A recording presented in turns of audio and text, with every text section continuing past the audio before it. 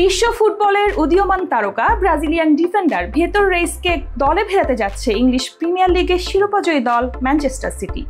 ১৯ বছরের এই তরুণ ফুটবলারকে দলে ফেরাতে সিটিকে গুনতে হচ্ছে প্রায় ৪৯৮,৩৬,০০,০০০ টাকা।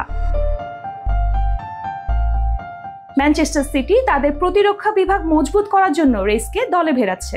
এর কারণ দলের ডিফেন্ডারদের চোট এবং খেলার ধরন। সিটি চায় এমন একজন খেলোয়াড় যিনি বল দখল করতে পারেন, প্রতিপক্ষকে বিপদে ফেলতে পারেন এবং মাঠে নেতৃত্ব দিতে পারেন।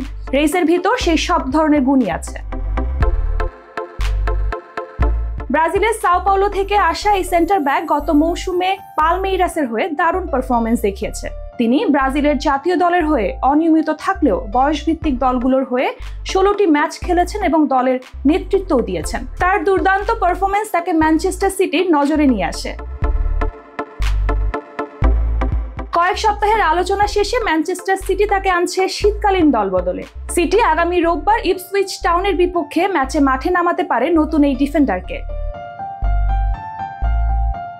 রেইসকে দলে ফেরাতে সিটির গুনতে হয়েছে প্রায় ৪৯৮,৩৬,০০,০০০ টাকা।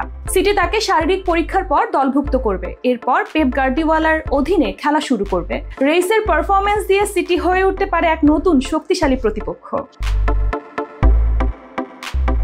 গার্দিওলা আশা করছেন চোটের কারণে সিটি ডিফেন্ডারদের ভেতর যে দুর্বলতা তৈরি হয়েছিল রেইসের যোগদানের মাধ্যমে তা এখন কাটিয়ে উঠবে এবং তারা প্রতিপক্ষের কাছে আরো কঠিন হয়ে উঠবে।